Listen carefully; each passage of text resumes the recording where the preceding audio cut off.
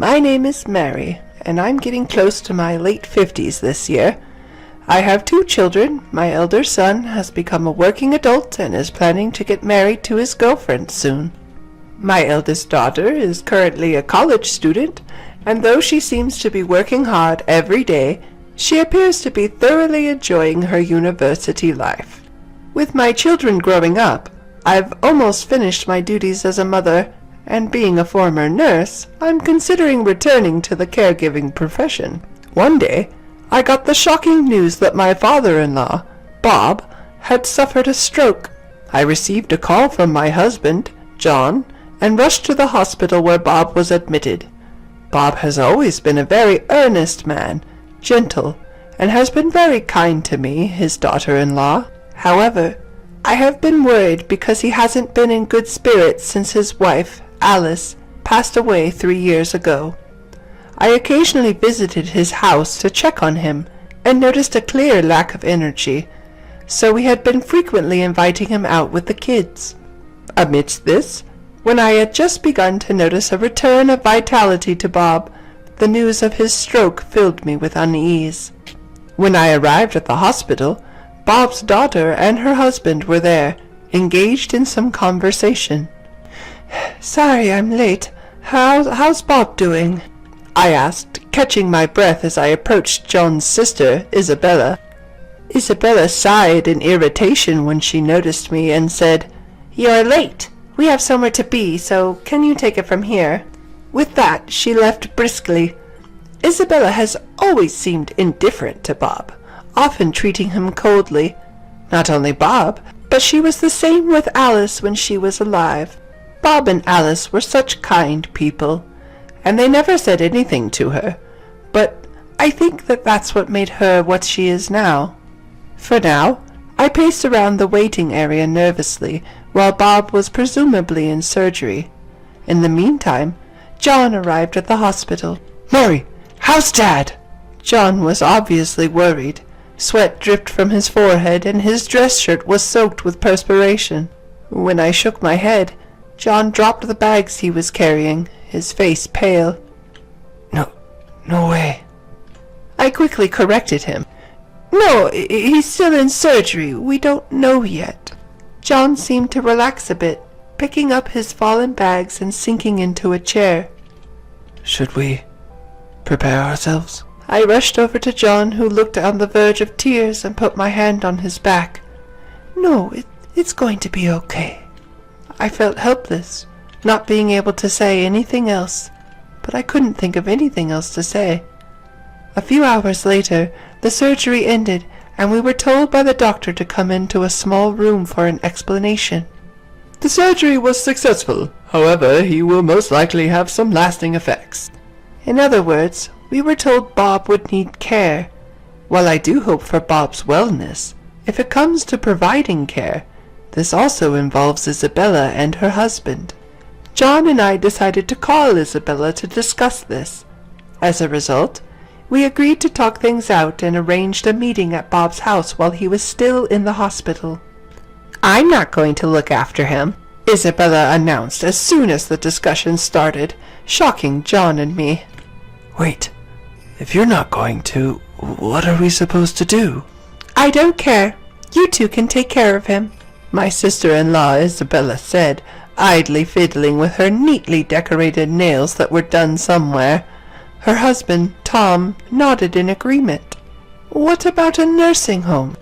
"What on earth are you talking about? I don't intend to waste money." This is what happens whenever I step in. Isabella glares at me with a look of the devil on her face. It feels like I'm not allowed to voice an opinion, so I shut my mouth.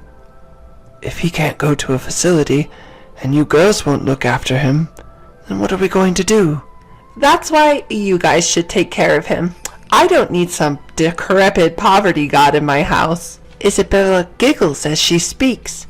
Even I, normally patient, lost my cool at that. "That's too much, even for you. He's your father." "I don't care. Why is it that just because he's my father, I have to be the one to look after him? Besides, he's John's father too. I've been saying you guys should look after him." There's nothing I can say to that. If we could take care of him at home, I would love to. But our house isn't fully accessible. There are many steps and level differences. If we were to take in my father-in-law, we'd have to remodel our house, and we don't have enough funds for that. Mary, don't you have a care worker certification? Taking care of Dad should be easy, right? I was at a loss for words at Isabella's smug face. John, too, seemed to feel the same, and we decided to take the issue home for the time being, leaving our in-laws' house behind. What should we do? Mary, you were thinking about going back to your care work. That's okay. I wasn't absolutely set on going back, so don't worry about it, I gently said to a troubled John. The issue is the money. I don't mind taking in your father, but if we do, we'll need to make this house accessible so he won't fall, and medical equipment isn't cheap. You're right. I wonder if it'll cost about $100,000. That's just a rough estimate, but if we think about adjusting the entire first floor for him to live on, that's about how much it'd cost. Our eldest daughter is still in college, so we don't have that much money. We still have a mortgage on the house, and the thought of adding a loan for renovations is daunting. I feel terrible about this, but should we ask him to go to a facility? The question is, can we even get him in one? The waiting lists are long, and the costs aren't negligible. I'm sure Isabella and her family won't help. There seems to be no solution in sight. We decided to at least hear out my father-in-law's opinion, and I alone went to the hospital where he was hospitalized. Upon entering his room, I found my father-in-law had recovered considerably and greeted me with a smile. Sorry for all the trouble. Every time I visited, my father-in-law would say something like this. Why would you say that? Now, I've brought you one of your favorite books today. According to the doctor, my father-in-law suffered a stroke on one side of his body and could no longer move the right half of his body on his own. Because of this, when reading a book, he would place it on the table and use something heavy to keep the pages from turning on their own. Ah, thank you. My father-in-law took the book I had brought and placed it by his pillow. Dad, I came today because I wanted to talk about something. It's about what's to come. At this, my father-in-law smiled warmly. Oh, I know. I'll be okay, even in a nursing home. I have saved up for it, so you don't have to worry. Despite his words, I could see a hint of loneliness in his expression. Well, Dad, if you're okay with it, why not come to our house? I've worked in elderly care before, and I'm a stay-at-home mom, so I have time. And John's there too. That's right. Let's live together. I blurted out the words, seeing his lonely expression. My father-in-law looked at me in surprise. That's a kind offer. He must have felt it somewhere within him, that he couldn't go back to his own house anymore. His own house, where his daughter Isabella and her husband are living. And I can see them treating him as an inconvenience if he were to return, ultimately leading him to a nursing home. Thinking this, I felt a pang of sadness. I had initially planned to listen to my father-in-law's feelings and proceed with the conversation accordingly, but I got ahead of myself. I felt somewhat guilty towards my husband, John, but I knew he would understand. Now, all that was left was to somehow arrange for his aftercare before his discharge. The problem was the cost. I decided to consult Isabella once. With these thoughts, I headed home. When John came back from work and I told him what had happened at the hospital, he looked a bit troubled, but agreed as if he had known it would come to this. John called Isabella right there.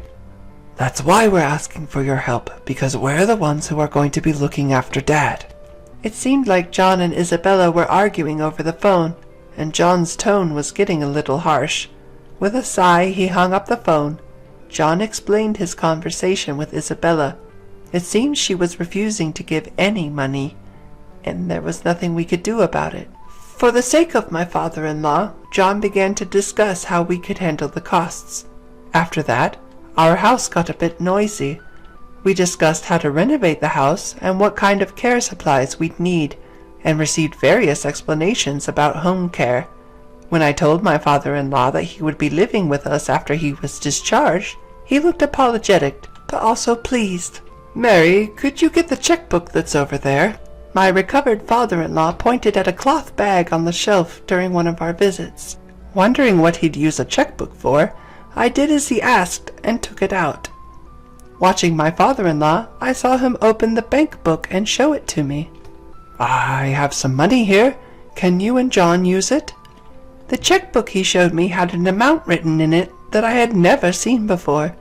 When I froze seeing this, my father-in-law laughed and said, "You and John will be taking care of me from now on, right? I heard about you getting a new car and making the house accessible. Would $10 million be enough for that?" $10 million? I hadn't counted the zeros, but I was shocked at the number of $10 million. I had no idea why my father-in-law had saved so much money, but apparently after my mother-in-law passed away, he didn't feel like doing anything and decided to venture into the investments he had been studying for a while. It seems to have worked out better than expected, and his savings began to accumulate quickly. He was not a big spender, so he only kept on saving.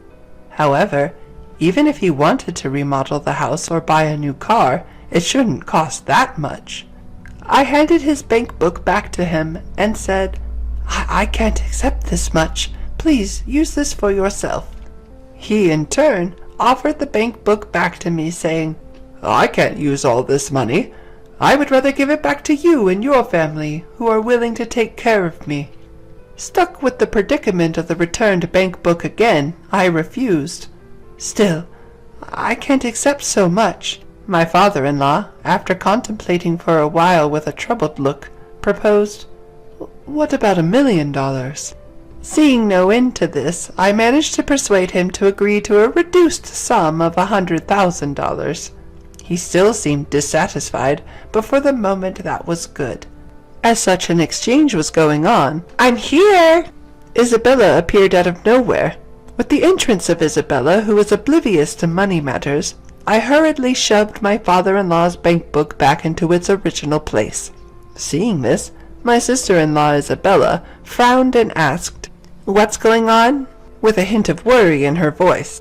I was relieved that she hadn't heard our previous conversation. Isabella had come to bring some clothes for our father. After chatting for a bit, we both left the hospital room, but on our way home, Isabella suddenly said that she had something to discuss and suggested we stop by a coffee shop. Her talks have never been about anything good in the past, so I assumed this wouldn't be any different. I reluctantly agreed, but it turned out to be a mistake. "I will take care of Dad." "What?" At the sudden proposal, I was taken aback. Despite her words, we're already in the middle of preparations to accommodate my father-in-law, even starting renovations on the house. I couldn't help but wonder why she would suddenly propose such a thing. "So, you don't have to visit the hospital from tomorrow." "No, visiting has nothing to do with it. There's no rule stating that only the caretaker should visit, so why would she say such a thing?" Although I had doubts about Isabella's statement, I suggested we discuss it at another time and left the cafe. When I told my husband John about this at home, he pondered over it and suddenly seemed to connect the dots. She must have overheard about the savings. Although I had a hunch about it, it seems that was the case, John said. Otherwise, there's no way she would accept the caretaking, especially considering she was so opposed to it until recently. I had vaguely suspected that she had found out about the money and was trying to curry favor to inherit all of it. She might even come up with some excuse to start spending it. "But what should we do?" I asked. "I have an idea. Let's let her take a shot," said John, with a sly grin on his face, indicating he was up to something. Feeling uneasy about his plan, I decided to keep quiet and follow Isabella's request for now.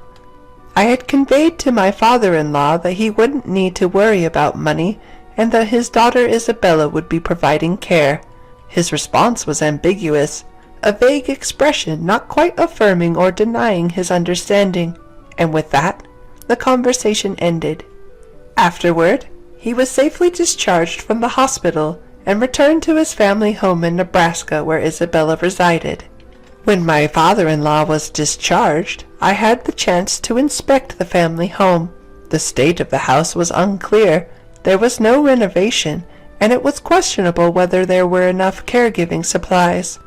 I doubted if real caregiving could happen in such conditions. However, this was Isabella's choice. I felt it was not my place to comment, so I decided to keep quiet. 2 months later, I got a call from Isabella. "Mary, I can't do this anymore. Please come over right now." She sounded frantic over the phone, so I responded and hurried over to the house in Nebraska. When I arrived, the house was messy and there was a disgusting odor in the air. As I was wondering what happened, Isabella appeared, looking more disheveled than ever. She had dark circles under her eyes, and her walk was unsteady. "Are you okay?" I rushed over to Isabella, clearly in a bad state. Isabella grabbed my hand and said, "Take Dad away." At first, I didn't understand what she meant, but after calming her down and getting her to explain, it seemed she had underestimated the challenges of caregiving. The duties extended from assistance with walking and meals to dealing with incontinence, which also meant dealing with diapers. It was overwhelming for her, not being able to handle anything around the house or even look at herself. I told her I couldn't make any decisions right then and promised to contact her as soon as possible. I took this matter home with me. "It lasted 2 months. That's impressive," my husband John muttered as he glanced at the calendar. Apparently he had seen this coming. He proposed we go and pick up my father-in-law on his next day off, and I agreed. A few days later, when we arrived at the family home in Nebraska, my father-in-law was already packed and ready to leave. I felt relieved that I could finally take him home. "I've endured for 2 months, and I used to live here too, so I deserve at least $5 million, Isabella said out of the blue as we were about to help my father-in-law into the car.